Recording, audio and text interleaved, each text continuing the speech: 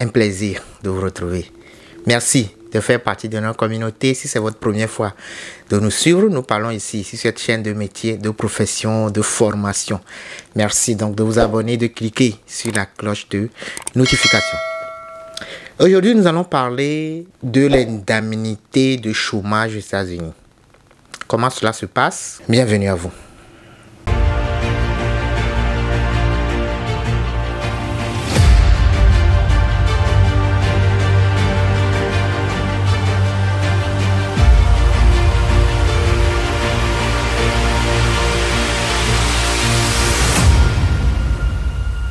Si c'est votre première fois de nous suivre, nous parlons ici sur cette chaîne de métier, de profession, de formation.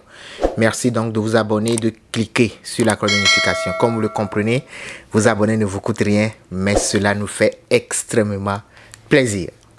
L'indemnité de chômage aux États-Unis, quand vous êtes nouveau, il est important d'avoir les informations. Cette vidéo est à l'endroit des nouveaux arrivants aux États-Unis et également de ceux qui sont dans les grandes villes et qui n'ont pas toutes les informations concernant la possibilité d'appliquer pour l'indemnité de chômage. Concrètement, qu'est-ce que c'est? C'est le fait que pendant quelques jours, vous n'avez pas pu travailler. Nous l'appelons unemployment, donc unemployment benefit en anglais. Cela permet à ce que vous continuiez à être solvable parce que pour tout ce que vous faites aux États-Unis, vous devez payer de l'argent. C'est pas parce que vous n'avez pas travaillé 2 jours, 3 jours, voire une semaine que vous risquez de vous retrouver dans l'insolvabilité, donc de vous retrouver à la rue par exemple. Cela est en fonction déjà du fait que vous avez travaillé pendant un moment donné aux États-Unis. Le nombre de mois après lequel vous pouvez être admissible à être remboursé quand vous n'avez pas travaillé est fonction des États. Une fois avoir travaillé au moins 10 mois, vous pouvez être admissible à recevoir l'indemnité de chômage. Il y a d'autres États, c'est 1 an, ça dépend. Vous devez vous renseigner auprès de la structure qui se charge de l'indemnité de chômage pour que vous puissiez être informé et remplir les documents adéquats. Combien de jours vous devez rester à la maison pour rentrer dans les fonds qui doivent vous être alloués? Au fait, ce que vous devez comprendre, c'est que parce que vous avez travaillé pendant un moment donné, chaque mois ou bien chaque 2 semaines, quand vous recevez votre paycheck, bulletin de paye, il y a une petite partie qui est envoyée au service d'indemnité de chômage. Donc, ce que vous prenez une fois que vous appliquez à l'indemnité de chômage, c'est ce que vous avez économisé, ce que vous avez épargné auprès de ce service-là. Si vous avez épargné par exemple 10 000 $ et que vous avez un problème et vous restez à la maison pendant un moment indéterminé, si les 10 000 $ arrivent à terme, vous recevrez un courrier qui vous explique que vous avez épuisé la réserve qui vous a été destinée. Donc, vous ne pouvez plus recevoir votre indemnité de chômage. Quel nombre de jours vous devez rester à la maison? Pour certains États, ou bien pour la plupart des États, il faut 3 jours. Je vous explique. Supposons que lundi, mardi, mercredi, votre entreprise, votre employeur vous demande de rester à la maison parce que il n'y a pas eu de vente ou bien ils sont obligés de vous réduire les heures. Donc, vous avez 3 jours à rester à la maison. En ce moment, vous pouvez appliquer à l'indemnité de chômage. Si vous avez fait 1 journée à la maison ou bien 2 jours à la maison, la plupart du temps, vous ne pouvez pas appliquer pour l'indemnité de chômage. À partir de 3 jours, vous pouvez appliquer à l'indemnité de chômage. Il y en a qui, même 2 jours, vont auprès de la structure pour expliquer leurs problèmes et même si c'est 3 jours, il y en a qui rentrent dans les frais, mais globalement c'est 3 jours. Alors, comment est-ce que ce qui vous sera remboursé est calculé? C'est un logarithme assez compliqué, mais ce que vous devez savoir, c'est que ce que vous prenez à la fin de chaque semaine est calculé sur les revenus des semestres de base. Donc, les semestres passés, comment est-ce que vous avez été rémunéré et quelle est la plus haute rémunération que vous avez obtenue. Donc, c'est ce qui est calculé globalement et la structure détermine combien finalement vous serez payé à la fin de chaque semaine. Je rappelle que c'est chaque semaine que vous devez appliquer. Maintenant, précisons les jours sur lesquels vous devez appliquer. Ce que vous devez comprendre, c'est que la semaine de travail commence dimanche aux États-Unis et se termine le samedi. D'abord, vous devez appliquer pour l'indemnité de chômage. Une fois appliqué, quand le moment viendra, vous devez réclamer. Il y a deux processus à ce niveau-là. Parlons d'application. Vous devez appliquer suite au fait que vous avez dépassé 3 jours de réduction d'heures de travail. Donc, vous n'avez pas travaillé pendant au moins 3 jours.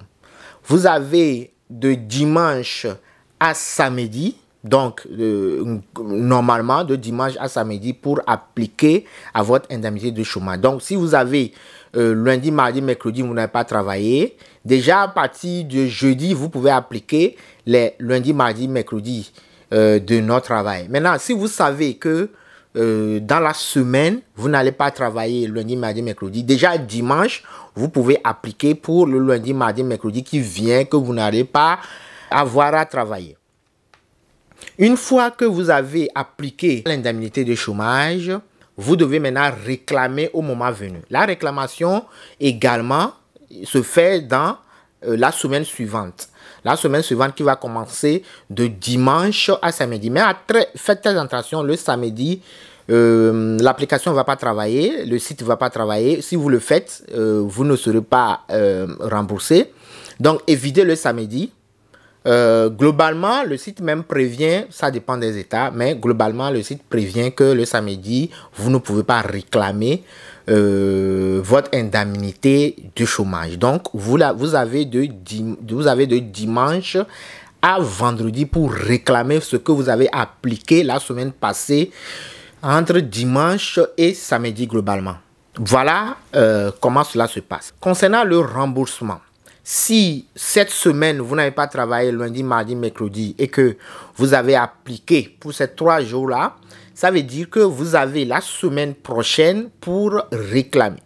Ce qui sous-entend que vous n'allez pas rentrer dans les fonds, vous n'allez pas recevoir de l'argent venant de cette structure d'indemnité de chômage la semaine prochaine. Parce que c'est dans cette semaine que vous allez réclamer ce que vous avez appliqué la semaine dernière. Donc, vous avez la semaine qui va suivre. Vous avez 2 semaines après avoir appliqué à l'indemnité de chômage pour rentrer dans les fonds qui vous seront envoyés par cette structure-là. Quels sont les documents que vous devez préparer? Quelles sont les informations nécessaires pour appliquer à l'indemnité de chômage? Premièrement, il vous faut votre numéro de sécurité sociale. Secondo, il vous faut votre statut. Si c'est une green card, voilà, il vous faut les informations sur votre green card et votre numéro de sécurité sociale.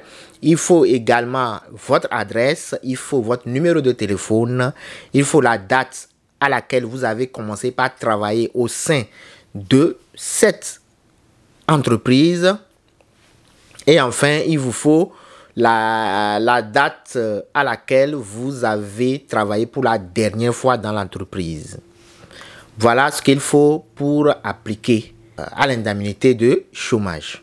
Maintenant, la question c'est si vous changez d'état, c'est-à-dire vous avez premièrement travaillé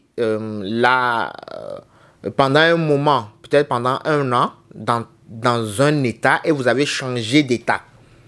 Vous avez fait 1 mois maintenant dans le nouveau état et dans ce nouveau travail, il y a un problème. On vous a dit qu'on devait réduire les heures pendant 3 jours ou bien, je ne sais pas, 1 semaine.